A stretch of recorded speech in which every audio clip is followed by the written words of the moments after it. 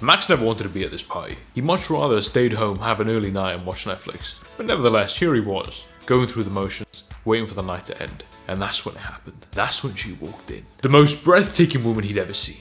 Her smile lit up the room, her laughter echoed through the air. Max froze. Pulse racing, heart pounding. Oh shit. Is she looking at me? Max panicked, turned around, went to the drinks table. Not today. I'm not on my game today. But every time he turned around, there she was.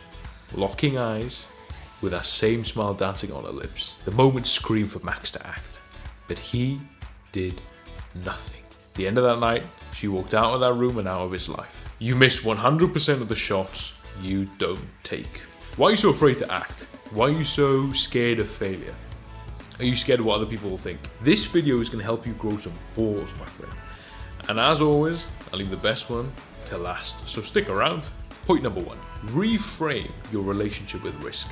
I want you to completely change your relationship with risk. Risk is what makes life fun. Stability is boring. So let me take you back in time. I'm going to tell you a story. When I was around 8 or 9 years old, I was back in India and in the school. And as kids, we were just playing around on the playground. And all of a sudden, it started getting very boring. And I thought, you know what? I told one of the boys with me, hey, do you want to sneak out the back and go to our grandparents' house and just play over there or something? And long story short, we ended up walking through snake-infested fields in the middle of snake shedding season, around April or something. And we got to my grandparents' house, we played there for a bit, we got some food, and then we walked exactly the same way through this rubber plantation, through snake shedding season, back to school. And the teacher was pissed. She had this massive cane out, ready to whack me and my friend. And my friend, he got even more hits than I did. I don't know who you are, G. I don't even remember you. But if you see this video, you are an absolute gangster. But I was standing there, I was thinking, well, this guy only followed me. Why is he getting hit so much? But at the end of the day, we were badasses in that school. See, every podcast and every interview you watch so attentively, and you listen to all these stories about gang members and mafia members in New York, don't you ever think that you want exciting stories to tell for your own? See, I read this book called The Last Lecture by Randy Posh. I think that's how I pronounce his name. Anyway, my editor will put the book up here somewhere. So this book basically told me one thing. Life is all about memories. That's why people take photos. People want to go back and remember things, and that's what gives them joy. Your life is made up of memories. You don't want to be 50, 60, 70 years old thinking, oh, damn, I took the stable route. I didn't do what I wanted to do, and now I have no stories to tell my grandchildren. I've lived a boring life. What a wasted life. You've had 80 years on this planet and you squandered it just because you wanted to be stable. Okay, point number 2. Now, if there's something you take away from this video, make sure this is it, because this is how life works.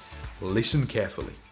Life has a funny way of bringing you everything that you want, opportunities, success, connections, anything, when you least expect it.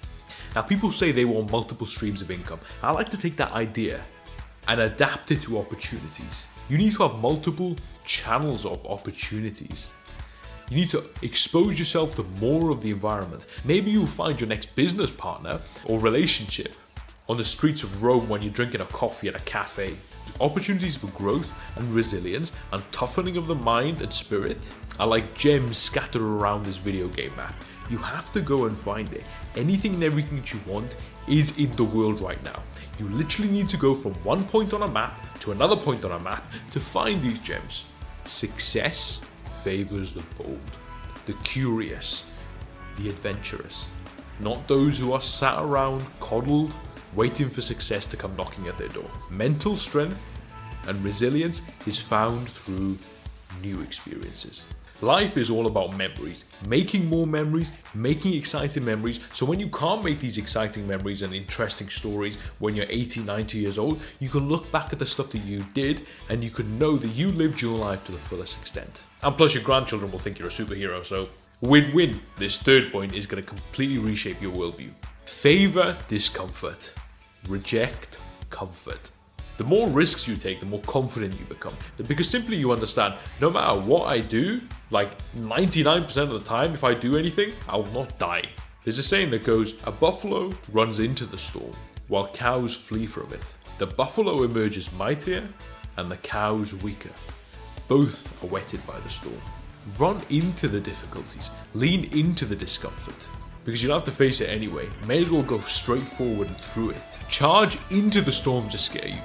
They only scare you because you haven't experienced it yet. Do you think skydivers are scared of heights? Do you think lawyers are scared of public speaking? You lack experience, not courage. So how can we apply this on a daily basis? What can you do? Your mental resilience and balls of freaking steel are not created through large acts of bravery, but rather it's that small repeated discomforts every day that you put on yourself which build strength. Feel like having a warm shower this morning? Screw it, turn it all the way to cold. Feel like you don't want to talk to anyone before your morning coffee? Heck, go and strike up a conversation straight away. Through discomfort, you will sculpt your character. The more discomfort that you put on yourself, the less discomfort life will bring you. The harder the man is on himself, the easier the life is on him. Ooh, this one is friggin' awesome, guys. Point 4, the power of saying no. Now, the vast majority of us don't have a problem saying no, but we tend to over-justify, over-rationalize, explain to people why we have to say no. But if you're a subscriber of this channel, I'm not only going to teach you how to never take no for an answer, but also say no directly when it doesn't serve you or your goals. The more you start saying no to things, the more you start valuing yourself. It builds you up, it builds up your confidence. Some people think saying no may damage a relationship, but mentally strong people reframe that and say, saying no, this is not rejection, but rather it is self-preservation. You are keeping your energy, your time, and your emotional investment safe for another day, because you can't pour from an empty cup. No over-explanation, no justification. People only poke and prod if they sense weakness. Don't be weak. I promise you quality, and you're gonna get quality. 5th and final point. Act on 3. There is a 3-second window that can make or break your success. When an opportunity arises, your instinct is your greatest ally. If you act within those first few seconds, you're riding a wave of adrenaline and excitement, and it pushes you forward. But if you hesitate, even just for a moment, that initial surge fades and doubts start creeping in. You overthink, you second guess, and all of a sudden that opportunity seems a lot more daunting than it did a few seconds ago. Trust your gut and move on 3. Fear is not your enemy. You just don't know how to use it. Click this video right by here and never allow fear to take over you again. Until next time, Al Neighbor, I'm out.